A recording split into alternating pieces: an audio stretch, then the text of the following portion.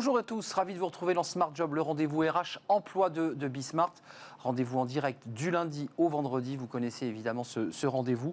Débat, analyse, expertise et vos rubriques habituelles. Bien dans son job, aujourd'hui, une fois n'est pas coutume, on parle d'un livre, on parle des êtres humains touche à tout. Vous savez, ces personnes hybrides, on va en parler à l'occasion d'un livre qui parle justement et qui fait l'éloge des métiers hybrides. Son auteur sera avec nous dans quelques instants. Smart et Réglo, focus juridique sur la responsabilité des dirigeants. Il ne faut pas négliger cette responsabilité. Éclairage avec une avocate dans quelques instants. La pause café avec Fanny Griesmer, évidemment. Le télétravail a-t-il renversé la table du petit déjeuner? Oui, est-ce que ça a modifié nos comportements alimentaires le matin? En tout cas, on en parle avec elle. Et puis le cercle RH, c'est notre rendez-vous du vendredi avec les experts de Smart Job. On parlera de la suppression de l'ENA, révolution ou coup de com', puisqu'Emmanuel Macron est un produit de l'ENA. On fera le point avec nos invités. On parlera de la vaccination obligatoire. C'est une volonté de la Cour européenne des droits de l'homme. Et puis on s'intéressera à un sujet très concret en matière d'emploi sur la fermeture des petits commerces, parce que les chiffres, notamment dans les grandes villes et à Paris, sont alarmants. Que faut-il faire? Que peut-on faire pour retenir ces rideaux qui tombent un à un? On en parlera avec nos invités. Et puis fenêtre sur l'emploi, un livre, un deuxième livre aujourd'hui, c'est le livre de Smart Job. C'est un manager, chef d'orchestre, un chef d'orchestre, manager. Vous le verrez à travers ce livre. Il y a un lien évident entre mener un orchestre de musique et diriger ses équipes. On fera le point avec son auteur à la fin de notre émission. Tout de suite, c'est bien dans son job.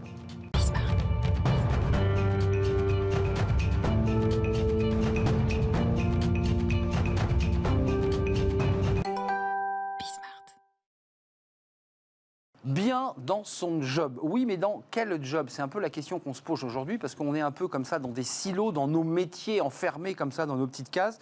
Et beaucoup d'individus ont envie de briser leur chaîne parce qu'ils ont envie de faire plein de choses en même temps, parfois même la même journée. C'est l'objet d'un livre écrit par Audrey Chapeau. Bonjour Audrey. Bonjour. Merci d'être sur notre plateau. Vous êtes anthropologue, chercheuse indépendante, conférencière et auteur de ce livre que vous avez écrit avec vos petites mains et édité vous-même, c'est important, c'est de la micro-édition. Éloge des métiers hybrides pour les touche-à-tout et les autres. Et on voit évidemment cette photo des mains symbolique. D'abord, pourquoi ce livre? C'est une question un peu basique, parce que je me suis laissé dire que ça vous concernait directement, cette question d'être comme ça, avoir envie de faire plein de choses en même temps. Tout à fait, ça a toujours été naturel pour moi, en fin de compte, d'aller grappiller dans différentes disciplines et de créer des ponts, de faire des liens entre ces disciplines. Et puis je me suis rendu compte aussi que ça concernait d'autres personnes et tout un tas de personnes qui m'ont contacté depuis une dizaine d'années sur des questionnements de reconversion professionnelle, de est-ce que je suis bien à ma place, comment faire, parce que je me sens un peu étriquée, je me sens à l'étroit. Et à chaque fois, elles étaient surprises de m'entendre dire que c'était complètement normal. Et c'est là l'intérêt. Ça les rassurait. Ça les rassurait. Et puis, l'idée vraiment de ce livre, c'était d'amener des messages auprès d'un public plus large sur le fait qu'on est tous banalement des touche-à-tout. C'est-à-dire que, et c'est là que l'anthropologie est intéressante, est utile, quand on regarde l'histoire longue de l'être humain, nos ancêtres étaient des touche-à-tout. Et Vous allez jusqu'où? Jusqu'à la préhistoire, où on faisait tout en même temps? Voilà, mais même sans aller aussi loin que ça, si on regarde au XXe siècle dans les campagnes, par exemple, les personnes sont avec un cumul d'activités qu'elles tressent. Menuisier, agriculteur. Voilà. La vannerie, les champs, les confitures, les dentelles, la musique. Qui sont d'ailleurs aujourd'hui des métiers tous très, très séparés les uns aux autres, avec des diplômes, alors qu'avant, effectivement, on réparait le panier, on était forgeron parce qu'on avait un problème de roue, il fallait cultiver la terre pour manger. Oui. On l'a perdu, ça, évidemment. Tout ça a disparu. On l'a perdu parce que ça répondait à des besoins d'une société à un certain moment. Le fait de rentrer, on va dire, dans des cases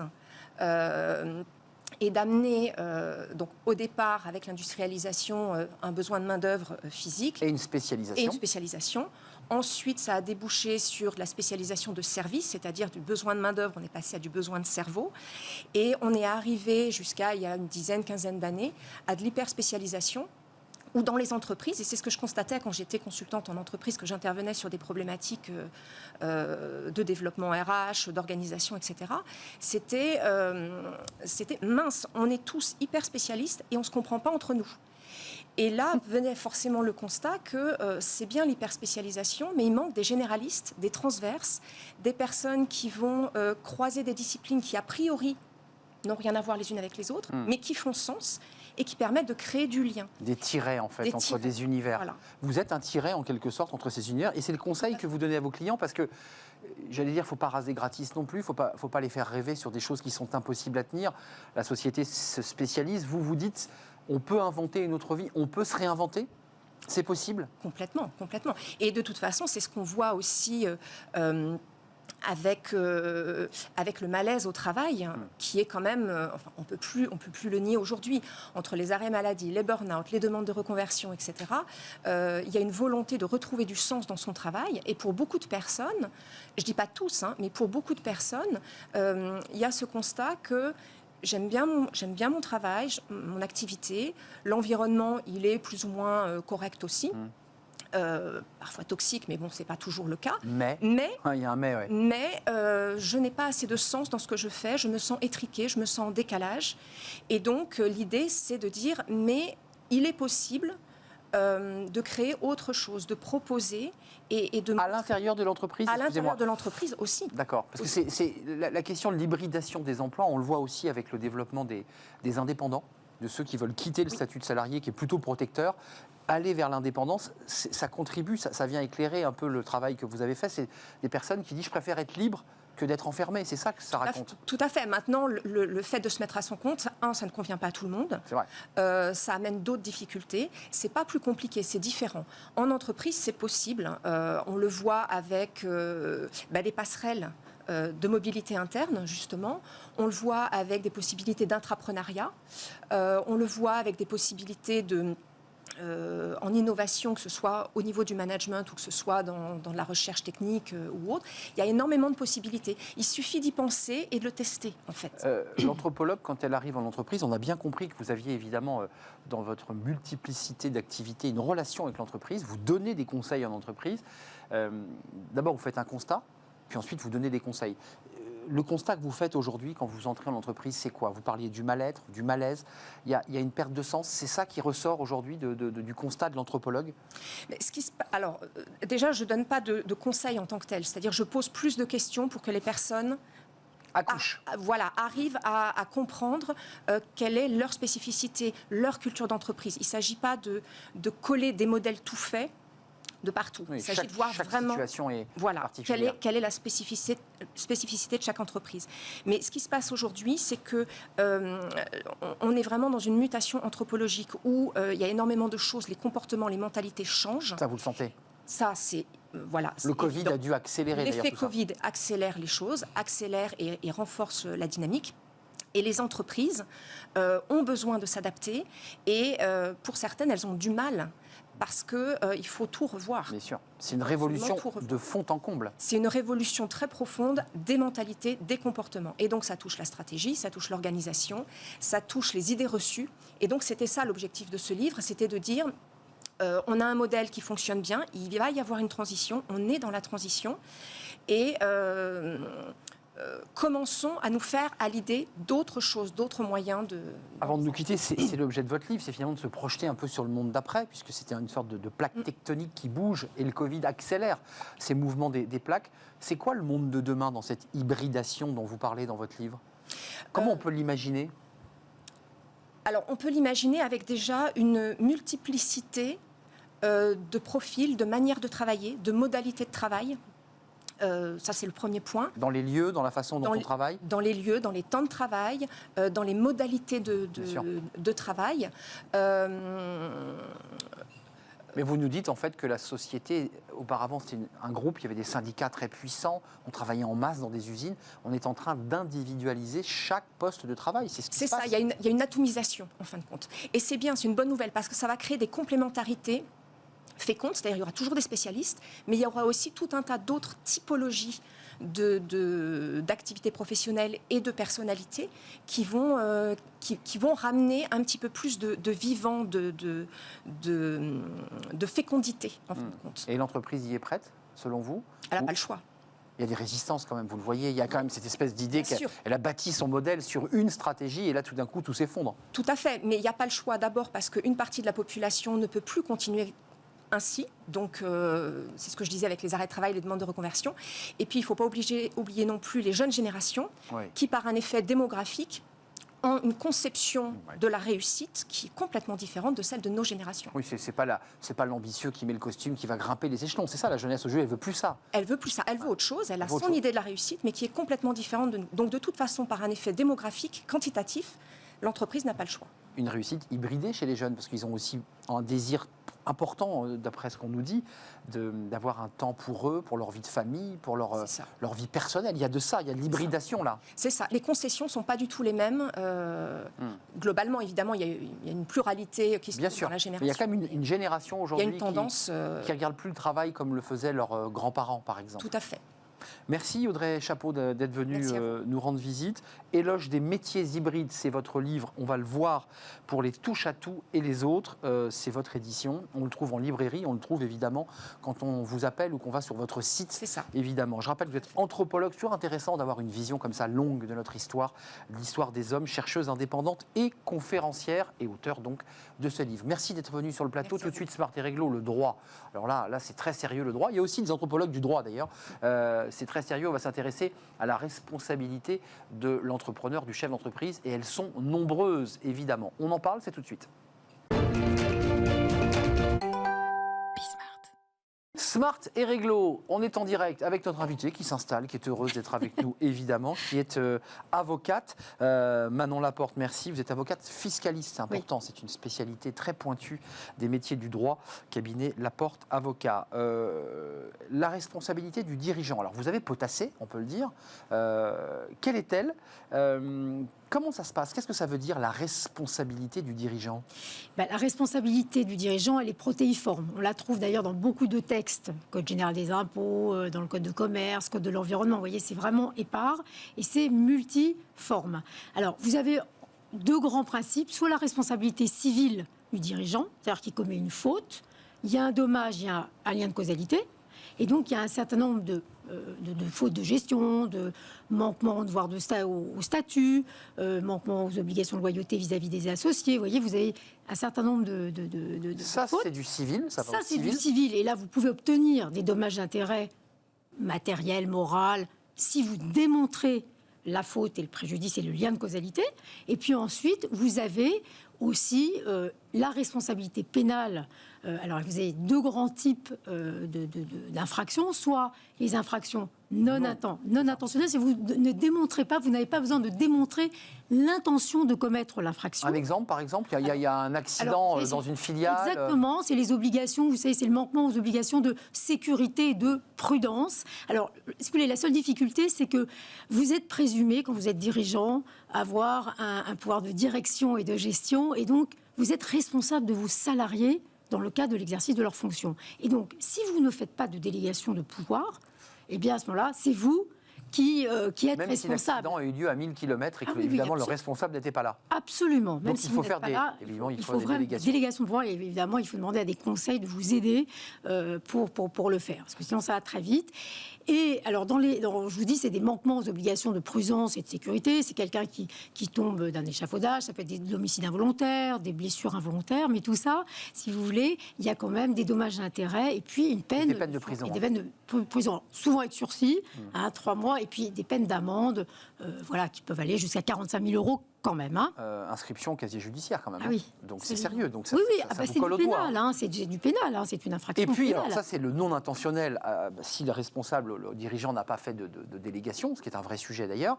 Et puis, il y a sa responsabilité dans le cas d'infraction, cette fois-ci intentionnelle. Intentionnelle. Là, ça devient sérieux, là. Alors là, c'est très sérieux parce que, si vous voulez, il faut démontrer un élément matériel et un élément intentionnel. Alors, c'est quoi l'élément intentionnel ? C'est le fait d'avoir eu conscience, on ne pouvait ignorer qu'on avait commis une infraction. Alors, c'est souvent, si vous voulez, il y en a des multiples, mais c'est l'ABS, vous avez pris de l'argent de la société, l'abus de bien. On se trompe de carte bleue.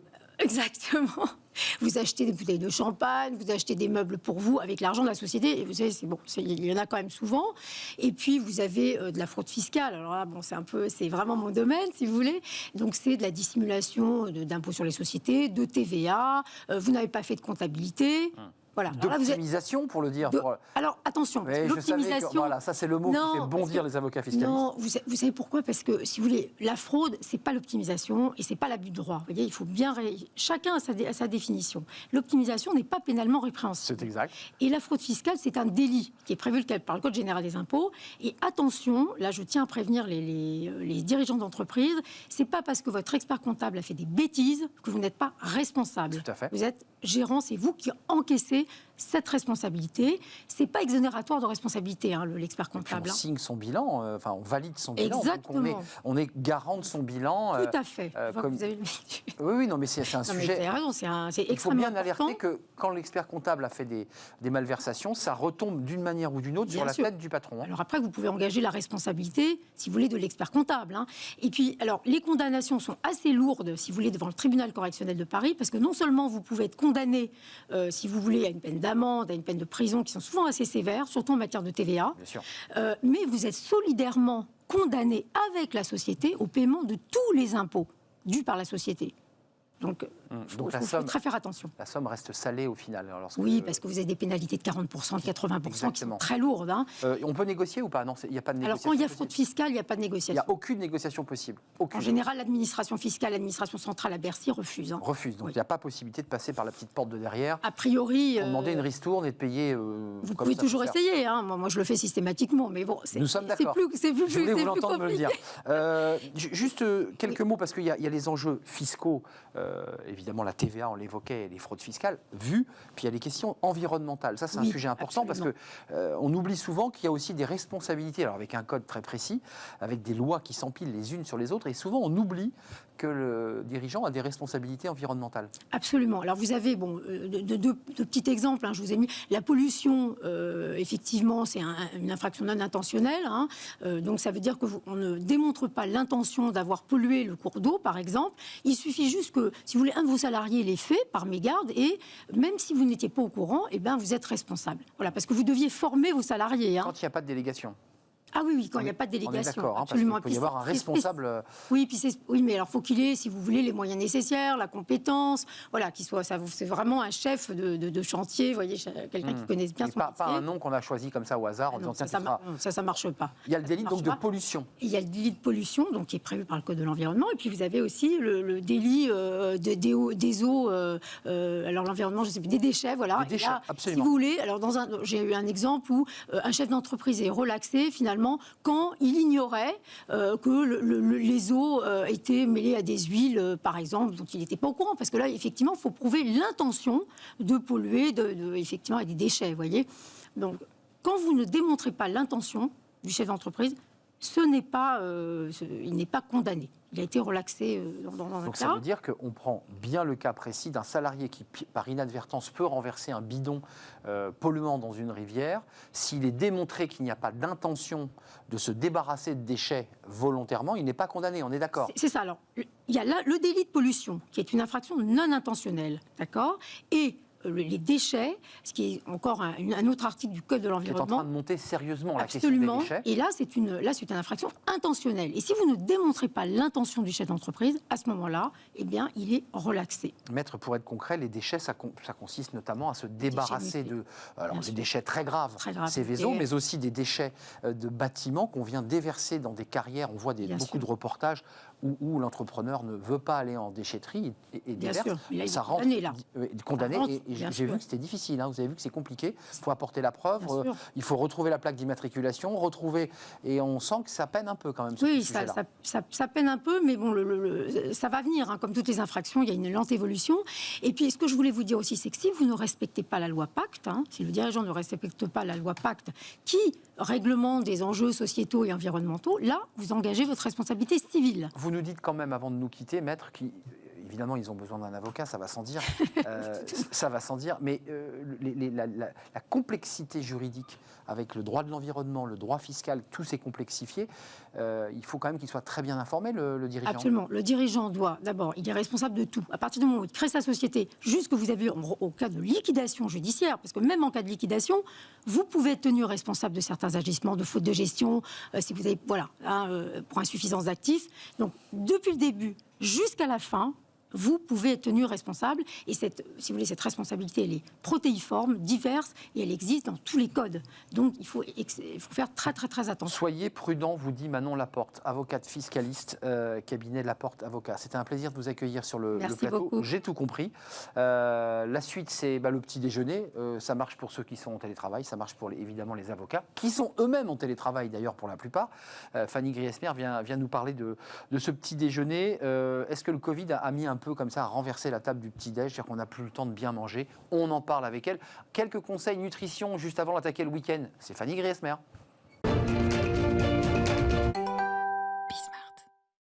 Fanny Griesmer, quel sourire, quel plaisir de vous voir avec le sourire. C'est toujours agréable. On va parler du Covid-19. Oui. On en parle quasiment tous les jours. Oui, là, vous entrez par la porte du petit déjeuner. La première porte. Bah ouais, la première porte. On On se lève le matin, je suis en télétravail. Bon, il faut que je fasse mon petit déj. En même temps, j'ai un peu le temps. En même temps, je le prends pas forcément bien. Racontez-nous. C'est déjà le petit déjeuner, c'est une grande histoire dans la vie des Français, et notamment des salariés français. L'odeur torréfiée du café, l'appel de la chouquette ou de la tartine de confiture, difficile d'y résister. Et c'est vrai qu'en France, le petit déjeuner reste un vrai rituel. Alors, repas le plus important de la journée ou pas. Ouais. Bon, en tout cas, rares sont ceux qui passent leur tour. Alors oui, il y a ceux qui n'aiment pas manger le matin, qui ne mangent rien. C'est une erreur. Alors ça, je ne sais pas. En tout cas, cela concernerait 13% des actifs français, selon une enquête réalisée par Lavazza et l'IFOP en 2019. Pour les adeptes, ce moment se savoure plutôt à domicile. 72% le prennent effectivement à la maison. Seuls 17% petit déjeunent en arrivant au travail, Oui. ce que je fais personnellement. Oui. Et à peine Je confirme. 5% grignotent. Vous savez, ce petit gâteau qu'on avale sur le trajet pour se rendre au bureau dans les transports. Voilà. En général, c'est pas des très bons gâteaux, c'est un peu de la junk food. Un petit peu. Parfois. On sort rarement le pot de confiture, ni on n'amène pas son toaster dans le métro. Tordons le cou à une idée reçue, puisque pour ceux qui ont des ados, ce qui est mon cas, les jeunes se mettent aussi à table. Alors, ils se mettent Un peu. à table, oui, mais ils sont globalement moins nombreux. Les jeunes salariés de moins de 25 ans, par exemple, seulement 62% d'entre eux en petit déjeunent régulièrement, soit 10 points de moins que la moyenne nationale. Alors, on a des différences, effectivement, au niveau de l'âge, mais aussi des différences géographiques. Globalement, les franciliens prennent moins de temps aussi pour s'attabler avant de partir travailler. On va faire un peu le menu du petit déjeuner. C'est quoi la star du petit déjeuner ? La star, globalement, ce serait la boisson chaude. 85% des salariés en consomment une le matin, toujours selon cette étude Lavazza IFOP. Café, thé, chocolat, lait chaud, pourquoi pas, complété dans plus d'un cas sur deux par une boisson froide, que ce soit du jus de fruits ou du lait. En accompagnement, on retrouve la tartine de pain qui arrive largement en tête. Devançant les viennoiseries et autres gâteaux, viennent ensuite les céréales et en queue de peloton, les biscottes. Des fruits aussi, pour la petite touche santé. Un salarié sur 3 consomme un fruit au petit déjeuner. Et de toute évidence, nous serions plutôt des becs sucrés, parce que la version salée du petit déjeuner façon English breakfast ne séduit à peine 15% des sondés. Allemande, vous avez raison. Allemande. Exactement. Est-ce que le télétravail, c'était la question posée aujourd'hui, a renversé la table du petit-déj ? Globalement, est-ce qu'on fait un peu n'importe quoi ? Alors non. Non. Plutôt top. l'inverse. Il nous a plutôt invités à nous y attabler, redécouverte ou découverte d'un moment maintenant qu'on prend plaisir à savourer. Et ça semble assez logique. Vous avez moins de transport. Vous avez plus de temps pour petit déjeuner. Et c'est là que ça fait toute la différence. En fait, il n'y a pas de sondage qui a encore paru sur la question. Ça a été traduit à travers les tendances de consommation. Et certains produits phares du petit déjeuner ont littéralement explosé ces derniers temps. Vous vous souvenez de ces rayons de papier toilette, de pâtes ou de farine qui ont été dévalisés lors du premier confinement. Il y a un autre rayon stratégique qui a été pris d'assaut, c'est celui du pain de mie. Bah oui. Oui, la tartine qui a visiblement de nouveaux adeptes. Selon Nielsen, le chiffre d'affaires de la catégorie a bondi de 19% les 2 premières semaines du confinement. Logique. Et presque 27% durant tout le premier confinement. On a aussi des retours en grâce, celles du lait et des céréales. Les ventes ont explosé alors qu'elles connaissaient une baisse chronique depuis de nombreuses années. Le jus d'orange aussi, avec ou sans pulpe. Ça, c'est précis, ça. Le premier confinement met le jus d'orange sous pression. C'est vrai que pendant le premier confinement, tout le monde se souvient que dans le jus d'orange, il y a quoi? De la vitamine C. Et la vitamine C, ça aide à booster les défenses immunitaires. Prenez que de la vitamine C, vous serez sauvé du Covid. Peut-être, il y a même eu sur le web. Ça fait exploser la bourse de New York. Alors, 20% en une semaine. On termine avec une étude qui pourrait bien c'est pour ceux qui ne prennent pas de petit déjeuner. Les fameux 17%, c'était votre chiffre. Oui, exactement, qui n'en prennent pas. Peut-être que vous allez changer d'avis. D'après une enquête menée par OnePoll, les adeptes du petit déjeuner seraient non seulement plus heureux que leurs homologues qui attaquent la journée le ventre vide, mais aussi plus chanceux dans leur carrière professionnelle. C'est une enquête qui a été menée auprès de 2000 salariés américains. À croire que la vie n'appartient pas seulement à ceux qui se lèvent tôt, mais ceux aussi qui mangent tôt. Qui mangent bien. Et qui mangent bien. Vous mangez, vous, le matin? Moi, je mange le matin, mais je ne mange pas à mon bureau. Vous mangez quoi? Moi, je prends un café, une tartine, du jus d'orange et je prends une salade de fruits frais. Parfait. Ouais.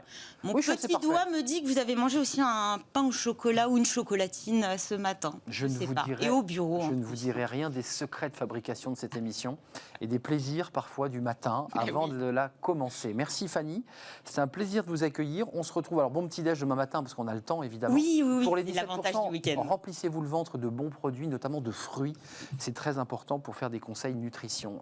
Et puis ça permet d'avoir l'esprit plus vif quand on veut travailler. Éviter le coup de barre de 11h. Exactement. Là, l'avantage en télétravail, c'est qu'on peut faire un petit dodo sur son canapé, non? Aussi, voilà.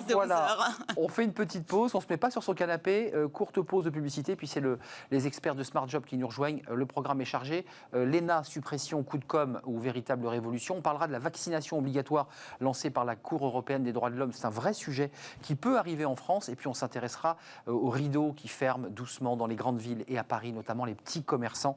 Évidemment, ont le drapeau noir, évidemment accrochés à leur rideau. On fera le point, c'est les thèmes et on en parle avec nos invités. C'est dans quelques instants.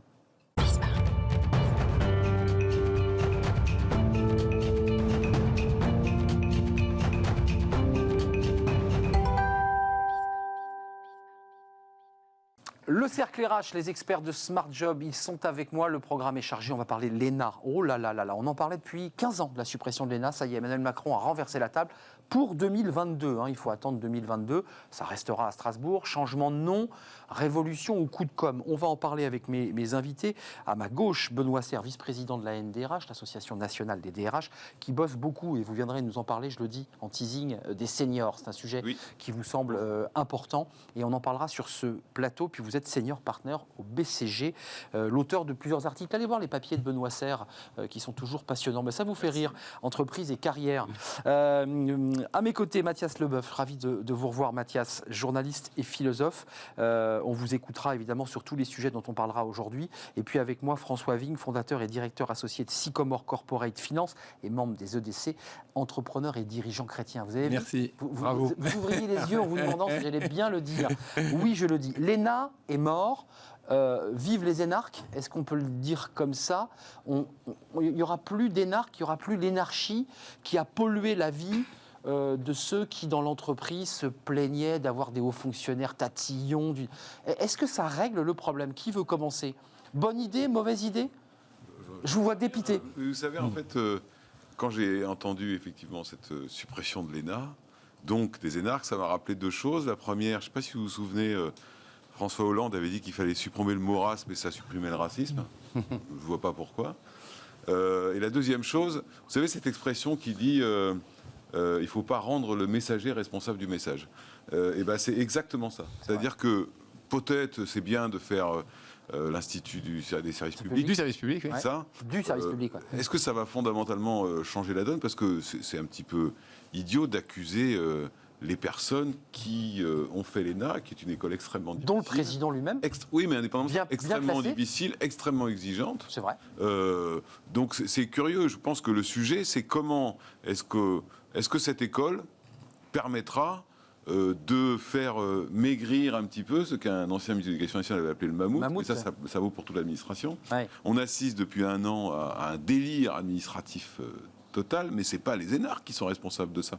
C'est le fonctionnement de l'État. Donc voilà. Alors le point positif néanmoins que je vois là-dedans, c'est que le président de la République a souhaité se modeler sur le système de l'école de guerre. De guerre, exact. Qui, elle, se fait en cours de carrière et qui permet ministère de la Défense, faut le ministère de la Défense, qui permet effectivement à des officiers repérés d'accéder après à des responsabilités. Ça, c'est plutôt malin parce que ça marche très très bien. Qu'on appelait auparavant le collège interarmé, pour être précis. Après, l'affaire des grands corps de l'État, les fameux grands d'abord corps. c'est reculer pour mieux sauter, et puis c'est culturel, hein, les grands corps de l'État quand même. Donc je pense que les forces de protection vont se mettre en place assez vite. Notamment les inspecteurs des finances, parce qu'il faut préciser à ceux qui nous regardent, mais vous le savez sûrement, c'est la BOT, les classements de sortie. Qui est maintenu d'ailleurs. Qui est maintenu d'ailleurs. Le classement, mais pas exactement la BOT avec les meilleurs classements, notamment les inspecteurs des finances. Bonne ou mauvaise idée? Vous êtes chef d'entreprise, vous êtes entrepreneur.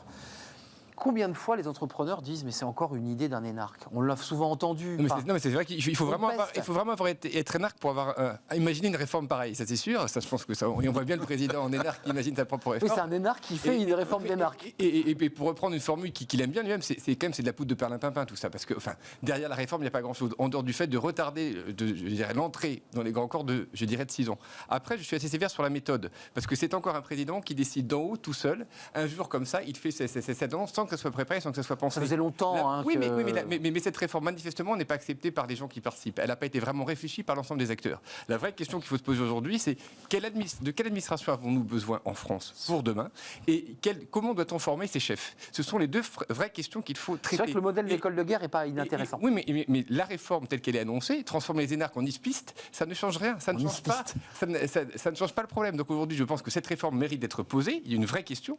Mais en revanche, ce qui est annoncé par le président de la République hier ne répond pas à la question. Le philosophe Mathias Leboeuf, journaliste par ailleurs, c'est une chasse aux élites parce que derrière l'énarque, il y a la notion d'élite. Et je n'ai pas évoqué un sujet qui est assez important chez les énarques, c'est qu'une fois qu'ils ont éclusé quelques préfectures de province, certains partent assez rapidement dans des grands groupes internationaux et quittent finalement leur fonction initiale qui est d'être un haut fonctionnaire pour, comme on le dit, pantoufler dans des entreprises où ils gagnent beaucoup plus d'argent. Bonne ou mauvaise idée? On chasse les élites pour en remplacer d'autres? Alors moi je trouve que c'est une très mauvaise idée. Très mauvaise idée, parce que la fonction de l'ENA, c'est quoi? C'est de produire un grand corps d'État. Et on en a besoin, et probablement qu'on en a besoin aujourd'hui plus que jamais. Ça, c'est la première chose. Le problème de l'ENA, c'est pas l'ENA en soi, parce que moi, je considère que je croise des énarques, c'est des gens qui, en général, ont une formation très forte, notamment en culture G, ce qui manque fortement. International, droit. Le problème de l'ENA, c'est avant l'ENA et après l'ENA. Avant l'ENA, la façon d'y accéder. Ça, c'est un et sujet. Effectivement, on a dit qu'il y avait un fils d'ouvrier. Ouais, c'est ça. Il y a une très grande endogamie sociale à l'ENA. Les énarques reproduisent des énarques qui reproduisent des énarques. Donc le problème, c'est avant. Et puis après, vous l'avez évoqué, on a dit que les énarques pantouflaient, soit dans les administrations, soit au conseil d'administration d'entreprise. Une petite partie seulement. Petite partie, mais certains. Les meilleurs. Bah oui, l'inspection des finances notamment. Après, taper sur les énarques, c'est quand même très facile, c'est un peu démagogique. C'est la chasse aux élites. C'est la chasse aux élites. Et justement, en fait, c'est pas en détruisant le haut d'une échelle qu'on va en consolider l'assise. Donc, franchement, moi, je crois que c'est une très mauvaise idée. Il y a un élément sémantique, c'est que Macron s'est adressé aux managers de la fonction publique. Oui, ça fait un grand... Et on a là le discours managérial qu'on peut qui vient de chez Sarkozy, d'ailleurs, rappelez-vous. Qui vient de chez Sarkozy. Ah oui. Et moi, je ne crois pas qu'on dirige un pays comme on dirige une entreprise. C'était effectivement peut-être une très grande erreur de placer des énarques à la tête d'entreprises parce qu'ils n'avaient pas, je crois qu'aujourd'hui c'est plus le cas, mais pendant très longtemps ils n'avaient pas la culture d'entreprise. C'est clair. Donc c'était pas une bonne idée. Mais néanmoins l'inverse est aussi vrai. On ne dirige pas un pays comme on dirige une entreprise. La Startup Nation, enfin, il y a quand même cette idée de... Vous en pensez quoi d'ailleurs, Benoît Serre, de cette question qui est importante? Parce que ces énarques, ils se destinaient à partir faire de la préfectorale. Certains d'ailleurs le faisaient avec conviction, s'engageaient dans le social. Il ne faut pas non plus négliger que certains énarques partaient au fin fond d'un pays pour s'occuper des politiques sociales. Et puis une petite partie qui allait pantoufler pour se faire de l'argent. On n'en veut pas de ces élites? Ils ne nous apportent rien, ils n'apportent rien à la France? D'abord, on fait payer la facture à tout le monde, alors que ceux qui semblent poser des problèmes sont extrêmement minoritaires. Donc on fait payer la facture à tous les énarques. Et encore une fois, c'est une école très difficile, et qui nécessite d'ailleurs un niveau de culture générale très élevé. Et moi, je ne vous cache pas, pour être un farouche partisan de la culture générale, que ça m'inquiète un peu de considérer qu'avoir de la culture générale vous fait rentrer dans une catégorie à condamner immédiatement, qui sont les élites. Après, ça, je trouve ça ridicule. Et d'ailleurs, pour reprendre ce que vous disiez à l'instant, et je suis d'accord avec vous, le problème à l'entrée, il vient d'où? Il vient pas du... Oui, mais il vient pas du fait qu'il y ait un fils d'ouvrier. D'accord? Le problème, il se passe avant. C'est qu'on est en train de faire, comme on a fait pour le baccalauréat, de manière à pouvoir faire en sorte que tout le monde y accède, on baisse le niveau de tout. C'est le nivellement, tout à fait. On baisse le niveau de tout. La question, c'est l'école. Comment se fait-il que l'école ne permette pas à des gens qui ne sont pas forcément nés dans une famille d'énarques ou une famille privilégiée ou autre, d'accéder à ce type de choses? Sciences Po a fait une réforme en ce sens qui a plutôt bien fonctionné. Qui amorçait d'ailleurs peut-être une réforme. Et on n'a pas changé, Sciences Po. L'ENA s'est réformé. Exactement. Donc voilà, c'est pour ça que je me méfie un peu de cette espèce de chasse aux élites, de remise en cause. Tout ça, ça rejoint une logique d'ensemble, la fameuse cancel culture où on remet tout en... C'est absurde alors. Tiens, justement, parlant de cancel. Après, juste un dernier point. On touche à HEC, on touche aux grandes écoles. Mais non, mais c'est la même endogamie. Non, mais on commence à l'entendre depuis hier. Bah ouais. Alors il faut supprimer Normal Sup, il faut supprimer Polytechnique, il faut supprimer HEC, mais tout ça est totalement débile. Tout ça est totalement débile. Alors que, en termes de symbole, alors le président de la République supprime l'ENA. Juste un point sur le management, c'est assez extraordinaire. Ce que vous le disiez, c'est qu'il parle au manager de l'État, sauf que la manière dont il a pris sa décision, c'est l'anti-management par excellence. Bah oui, il décide tout seul, ça vient d'en haut, il n'y a pas de concertation. Encore qu'il y a eu des dizaines de rapports à l'Assemblée nationale. Oui, mais ça dépasse ce que proposait le rapport Thirier. Le rapport Thirier, c'est vrai. J'avais lu, et puis j'ai la chance de connaître Frédéric Thirier, était beaucoup plus intelligent que ça, parce qu'effectivement, il changeait la gestion de l'administration dans son fond et pas dans sa forme. Juste, vous vous rappelez, ça s'appelait la RGPD, c'était Eric Woerth qui l'avait porté, la révision générale des politiques publiques, qui évoquait l'idée qu'il fallait une stratégie, je dirais, un peu plus globale sur comment on organisait notre administration, qui la dirigeait, avec, ça existe, des passerelles possibles. Vous pouvez passer de la magistrature à un corps, et ça existe, c'est concret et ça marche.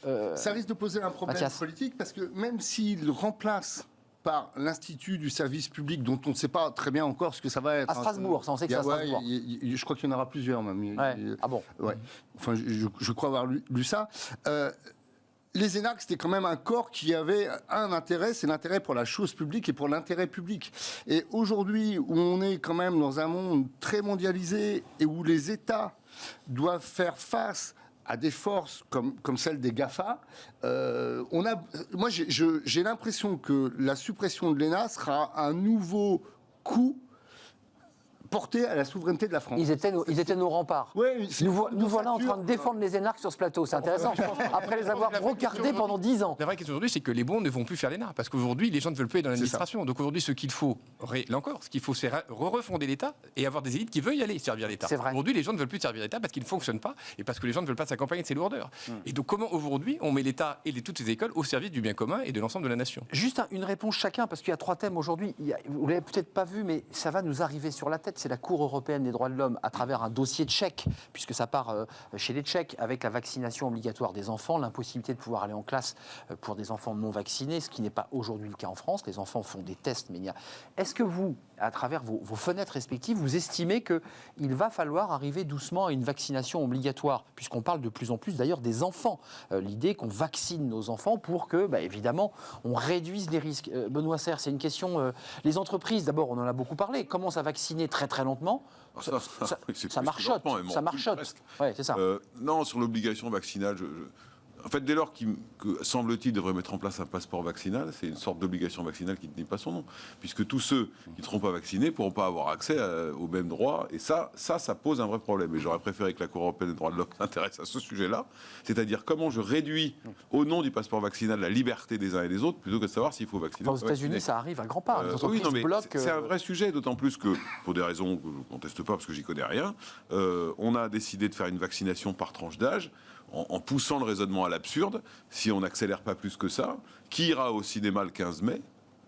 Les personnes âgées et ceux atteints de comorbidité. C'est exact. Les étudiants ne retourneront pas à l'école, les salariés ne retourneront pas dans leur entreprise. Et les 25-45 n'iront pas non plus. Non mais voilà, donc il y a un moment, il faut être logique, quoi. Donc, mais c'est plutôt On n'est pas en train de parler du sexe des anges, parce qu'aujourd'hui, la vraie question, c'est l'accélération de la vaccination. Aujourd'hui, la question, c'est les doses. On n'est pas de se demander s'il faut obliger. C'est vraiment la vraie priorité, sachant qu'on ne sait pas. Il est probable que d'ici 6 mois ou un an, on va revacciner tout le monde avec un nouveau vaccin, parce qu'avec les variants, etc. Donc aujourd'hui, les rappels. Elle portera sur quoi l'obligation vaccinale ? Sur le vaccin précédent, sur le vaccin suivant. Donc aujourd'hui, vraiment, le vrai sujet, c'est comment on vaccine la population. C'est 10 millions, une dose. On ne sait même pas encore si on doit vacciner les enfants ou pas. Avec quel vaccin ? Vous voyez bien ce qui se passe avec AstraZeneca. À partir de quel âge ? À partir de 30 ans dans certains pays, 65 ans dans d'autres. Tout ça, c'est le désordre le plus complet. Et par ailleurs, ce qui est important, c'est la cohérence. Aujourd'hui, il y a maintenant 70% des Français qui veulent se faire vacciner. On était à un seuil on était plutôt à 49% autrefois. Aujourd'hui, les gens veulent se faire vacciner, ils ne veulent pas se faire vacciner avec l'AstraZeneca. C'est clair. Mais ils veulent se faire vacciner. On a réussi à établir cette confiance. Ne détruisons pas cette confiance. En revenant sur la parole publique qui a été il y a quelques mois, le président et le ministre ont dit qu'il n'y aura pas d'obligation vaccinale. Soyons cohérents. Mais convaincons les gens de se faire vacciner, c'est beaucoup plus puissant. Et il faut pas oublier sujet arrive à pas feutrer. Et il ne faut pas oublier que le consentement éclairé au lieu de l'obligation avait été établi après la Seconde Guerre mondiale pour revenir sur les crimes nazis qui avaient imposé des traitements à des personnes qui ne le voulaient pas. C'est quand même ça le fondement de la liberté vaccinale. C'est au départ, c'est le consentement éclairé des gens contre le totalitarisme. C'est ça qui forme. Donc aujourd'hui, convaincons, faisons que les gens adhèrent à la vaccination et donnons-leur de quoi se faire vacciner. Mathias Leboeuf, réponse et on va parler des commerçants parce qu'eux ne sont pas bien. De la Cour européenne des droits de l'homme, très étonnant. Alors on comprend bien qu'il sert à ce que les États puissent se prévaloir de cet avis-là et qu'on ne puisse pas se retourner contre l'État.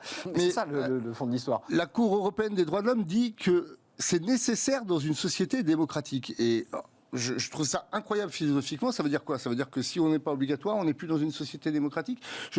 Ça tient pas, ça. Hein. La formulation est vraiment...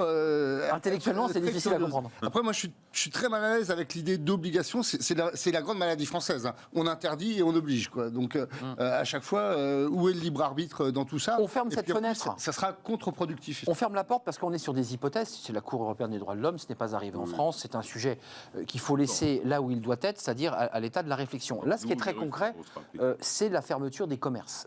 Alors, les chiffres, vous allez les voir, c'est Paris, hein. C'est plus de 1000, on va voir le chiffre 1600, je cherche ma feuille au moment où je vous parle, 1164 commerces ont fermé depuis 2017. C'était donc avant la période Covid, on a bien compris.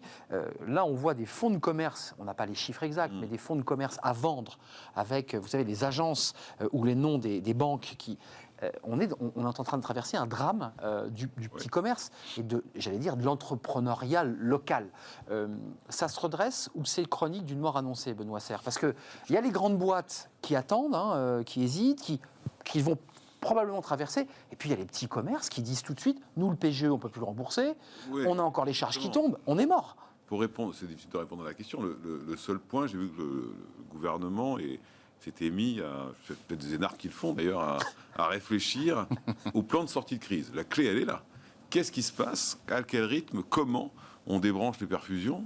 Parce qu'effectivement, si on se trompe, ça va être un écroulement général. Les petits commerces, eux, n'attendent même pas la sortie de perfusion. Là, c'est des rideaux qui tombent. Mais enfin, il y a la question du PGE. Ça n'avait pas commencé avec la crise sanitaire. Non, on est sur les j'allais vous y amener. Bien sûr. Il y a quand même le e-commerce qui se développe. Évidemment. Puis il y a une autre raison. Je termine. Une autre raison, c'est que la grande distribution a compris que les grands magasins, supermarchés, hypermarchés, c'est fini.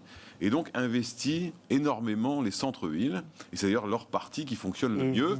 Et effectivement, leur puissance d'achat, leur politique de prix, plus petit, leur puissance mais sécurité, plus nombreux. Plus petits, on ne va pas donner de marque ici, forcément ont un impact sur les commerçants qui se trouvent autour, c'est un peu inévitable. Mathias Leboeuf et François Vigne, le petit commerce, c'est un sujet un peu récurrent, je suis d'accord, tout ça n'a pas démarré avec le Covid. La question des centres-villes à revitaliser démarre depuis presque 15 ans. Chaque gouvernement de gauche et de droite remet de l'argent pour revitaliser les centres. J'ai le sentiment que la crise Covid a mis le dernier clou sur le cercueil du petit commerce. Peut-être que je me trompe. C'est le grand problème des maires, oui, effectivement, qui cherchent à tout prix à lutter contre la dévitalisation de leur centre-ville. Il y a un problème économique. Premièrement, il y aura un problème social. Vous parliez des GAFA tout à l'heure. Oui.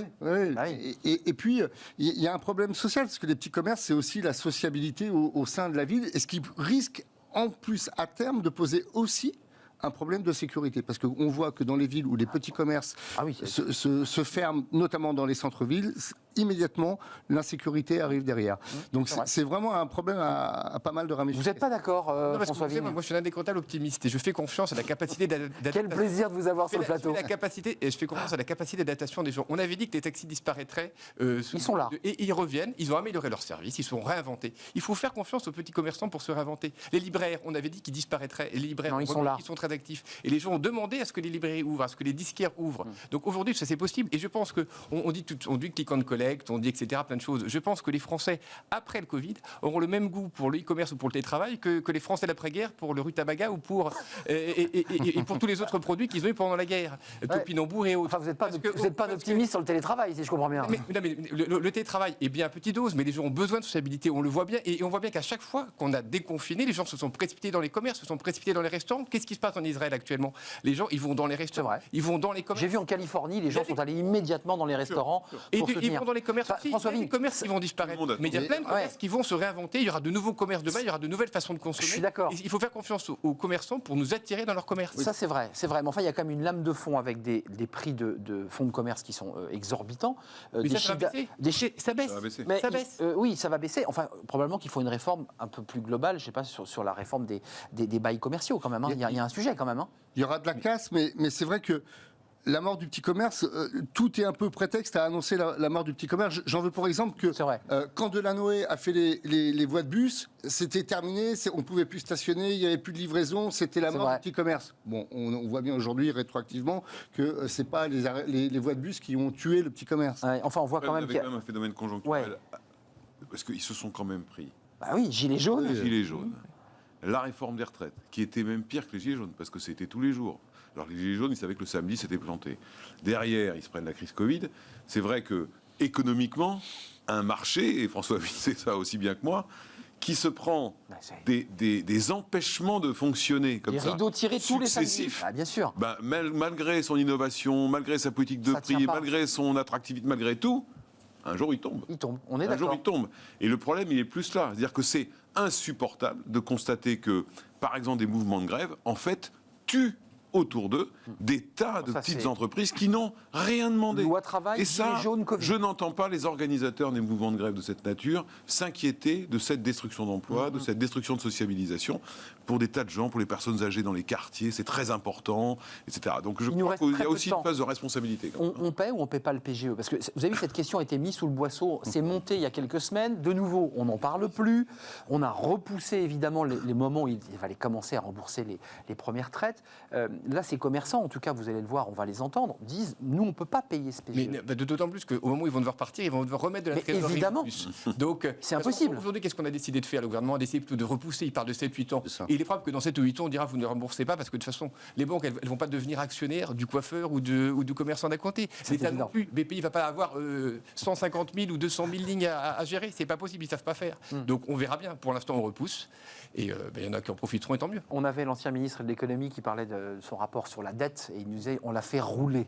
Et j'avais beaucoup aimé l'expression, l'impression voilà, on fait rouler. Il faut la faire rouler la dette. On la fait rouler le plus longtemps possible, quoi. C'est un peu Sisyphe, la dette. C'est exactement ça. On pousse et ça redescend, quoi. C'est ça. Donc on la laisse.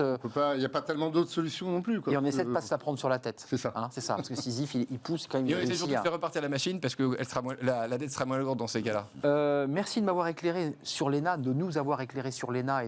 Je trouve que c'est incroyable. Ayant fait beaucoup de débats sur l'ENA, on a été quand même très positif sur ce plateau à l'égard des énarques qui ont dû peut-être retrouver un peu le sourire aujourd'hui.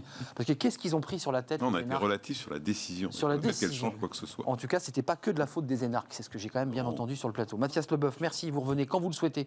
Vous travaillez aussi sur la bienveillance. On en parlera avec vous dans quelques jours.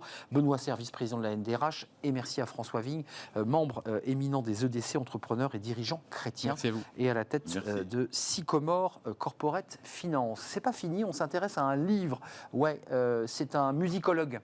C'est passionnant parce qu'il a fait un lien entre management et chef d'orchestre. Quand on dirige un orchestre, on est un peu comme un manager. Il faut de la rigueur, il faut de la bienveillance, il faut de la précision. C'est un peu le boulot du manager. Il en a fait un livre et il est avec nous.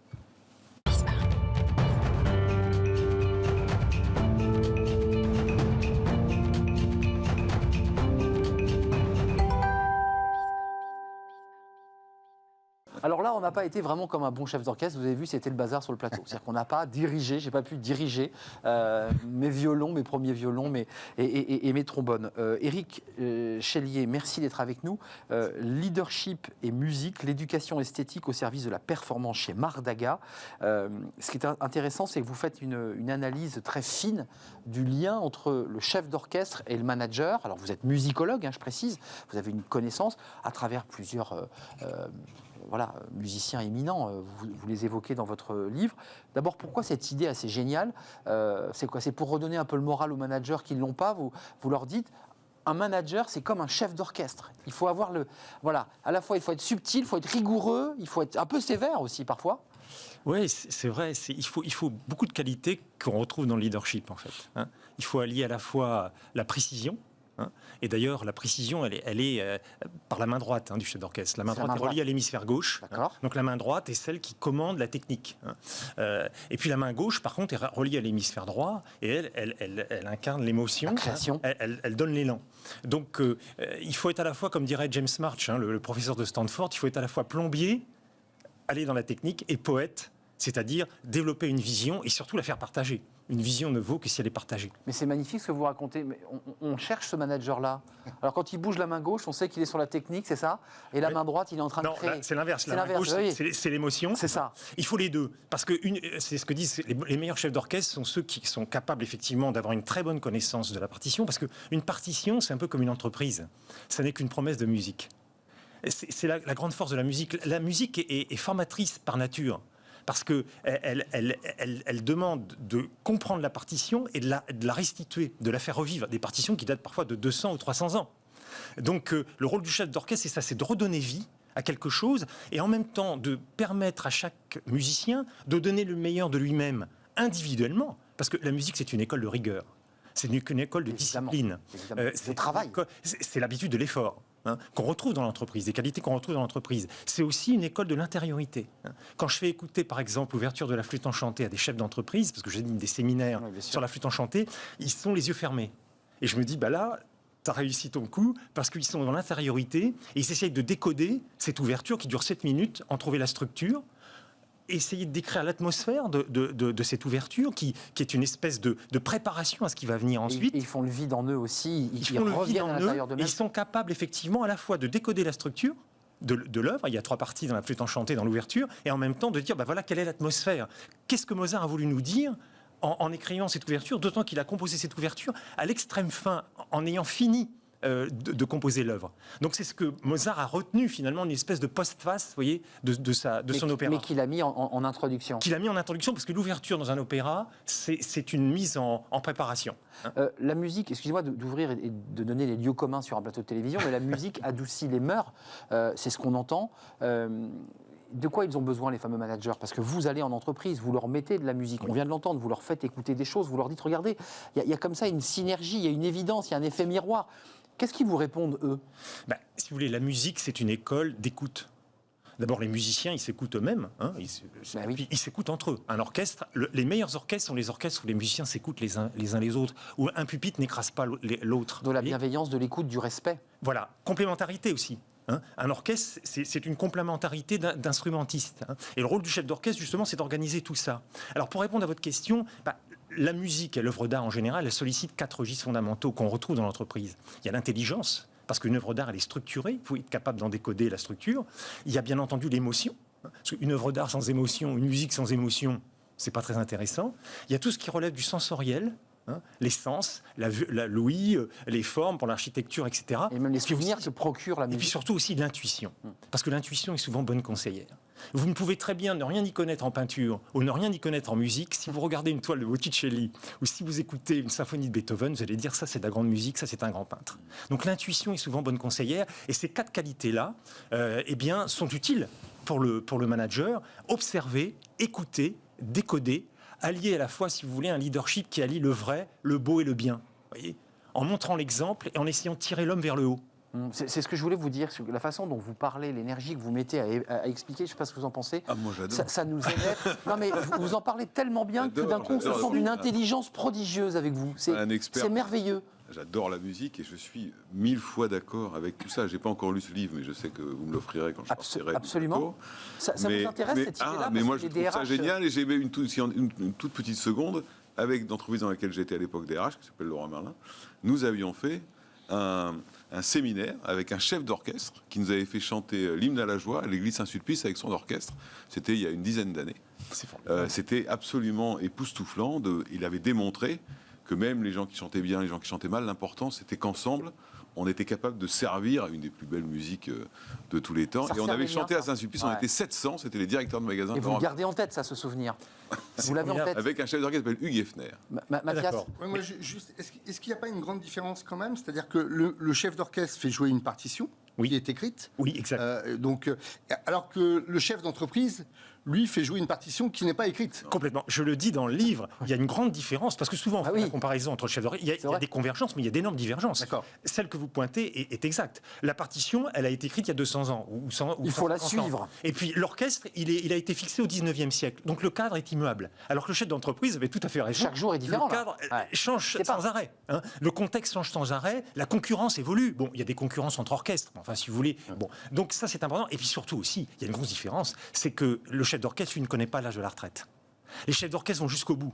Karajan est mort 3 heures après avoir enregistré une répétition à Salzbourg. Il est rentré chez lui, il est mort. Si je peux me permettre, il y a aussi des chefs d'entreprise qui ont bâti leur empire, petit ou grand, et qui jusqu'au bout, jusqu'à 80 ans, restent à leur fauteuil. Enfin, il y a des noms bien célèbres de laboratoires pharmaceutiques, de grands capitaines qui restent jusqu'au bout. Vous êtes d'accord? Oui, bien sûr, mais je trouve que c'est Dassault, par exemple. Moi, je veux un patron qui m'expliquait que quand on prend une équipe, c'est comme un piano. Donc, tant que tu connais pas le son de chacune des touches, tu pourras pas jouer. Donc, il travaille sur la métaphore musicale. C'est exactement ça. Non, mais moi, je trouve ça formidable. Et puis surtout, la musique, si vous voulez, ça donne de l'énergie. Clairement. Et puis, ça relie les hommes entre eux. C'est un langage universel. Bien sûr. Donc, quand on est capable d'entrer dans des grandes œuvres, dans des grands opéras, ça nécessite du temps et de l'attention. C'est comme une personne qu'on aime. Si on veut en saisir toute la richesse, il faut y accorder du temps et de l'attention. Il y a un effort à faire, mais on est récompensé au centième. Qu'est-ce que c'est beau. Vous aurez une question ou pas? Une question, oui, il nous reste 10 secondes. Vous venez de dire un truc très intéressant et en même temps, je me suis toujours posé la question, est-ce qu'on ne peut pas juste dire à des gens, écoutez ça, cherchez pas, là, c'est juste beau. Ouais. Mais c'est laissez-vous traverser. Voilà, c'est ça. Si vous n'y connaissez rien, ça n'est pas grave. Vous savez, Claudel disait, le plus beau, c'est ce que vous ne comprendrez pas. Exact. Voilà. Sous les satins. Ça sera le mot de la fin. Éric Chélier, on se sent bien avec vous, non, Mathias? C'est leadership et musique. Ne manquez pas ce livre. Je vais l'offrir. Alors, je ne vais pas le couper en deux entre Mathias Leboeuf et Benoît Serre. Je ferai un pile ou face. Merci Éric Chélier, musicologue, passionné et passionnant. Merci d'être venu sur notre plateau. On voulait finir par la flûte enchantée. Non, on ne pourra pas finir par la flûte enchantée, son introduction. Merci à Fanny Griesmer, merci à notre ami réalisateur, merci à Justine, merci à Pauline Gratel et à toute l'équipe. Merci à vous, messieurs, de m'avoir accompagné jusqu'au bout. Bon week-end. Vous pouvez nous retrouver d'ailleurs en podcast, si vous avez envie de simplement d'écouter notre jolie voix ou nos jolies voix. Eh bien, en podcast, c'est possible aussi. Merci à vous. Bonne semaine. Restez fidèles à tous nos programmes. Prenez soin de vous. Bon week-end. Bye bye.